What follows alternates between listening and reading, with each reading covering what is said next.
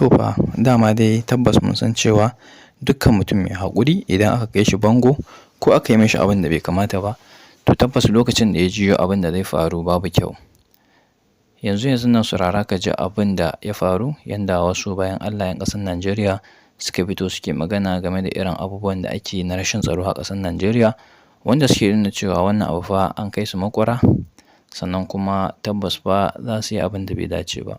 To mai sauraro ka biyo mu a cikin wannan shiri inda za ka ji mu ɗauke da wannan cikakken rahoto namu na wannan rana. Alhamdulillahi nahmaduhu wa nasta'inuhu wa nastaghfiruh wa na'udhu billahi min shururi anfusina wa sayyiati a'malina. Man yahdihillahu fala mudilla lahu wa man yudlil fala hadiya lahu.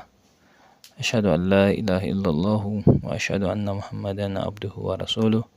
Amma ba da uwa assalamu alaikum wa rahmatullahi wa barakatuhu.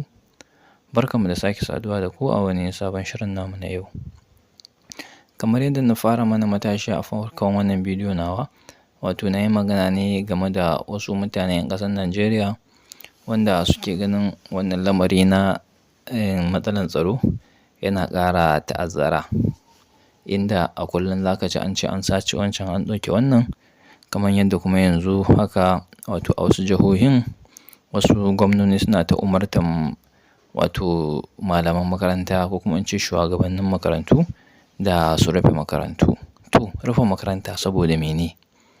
Su yanzu wa'innan mutanen wato 'yan bandit ɗin nan an kasa yanda za a yi da su kenan, har ana umartan wai mutane su zo su rufe makarantu. Kun ga kenan ashe wasu tsiraran mutane kaɗan sun fi gwamnati ƙarfi, sun fi su iko da kuma fawa. Duba da yanayin idan ka kalli abun ƙwaƙwalwanka ma sai ya kasa ɗauka, ka kasa gane wai menene yake faruwa ne irin wannan rashin tsaro yake ta'azzara a wannan ƙasa tamu, ƙasar Najeriya. Kuma sannan babban matsalar ma sai ka ga wai a arewacin Najeriya ne abin yake faruwa. Kudu ba za ka taɓa jin su da irin wa'innan crisis ɗin ba, sai dai wasu abubuwa daban. Amma mu ko da yaushe yau ka ji an ce an ɗauke wancan, gobe an sace wannan, amma wannan kaza, abubuwa dai fitintunu kala-kala. Wanda kuma shugabanninmu ya kamata a ce su mai da hankali su daina siyasantar da wannan hidima na harkar tsaro. Saboda in dai cin hanci da rashawa ya shiga abubuwa guda biyu, to tabbas ana fuskantar babban ƙalubale a shugabancin wannan ƙasa. Na farko shine harkar tsaro, kamar yadda abin da yake damun mu kenan yanzu.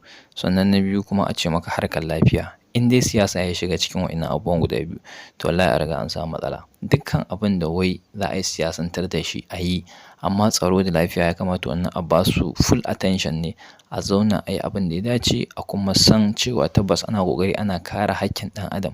Saboda wa'innan talakawa fa da kuke mulka a yanzu, ku fa kuka yi alƙawari, kuka kuma rantse da Ƙur'ani idan kai musulmi ne kenan.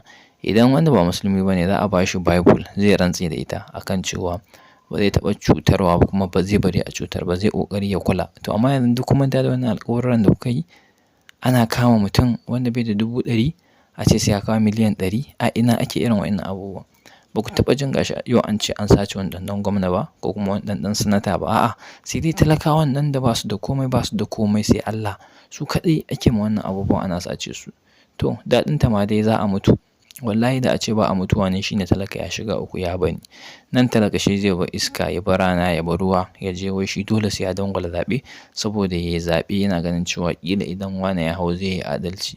Amma kuma abin ya ci tura. Duk da hakan gaskiya ya kamata a ce wa'innan gwamnoni namu ko kuma in ce shugabanni gabaki ɗaya su san abin da yake musu ciwo. Saboda wannan ba ƙaramin tashin hankali ba ne, ba ƙaramin matsala ba ne. Assalamu alaikum wa rahmatullahi wa barakatuhu.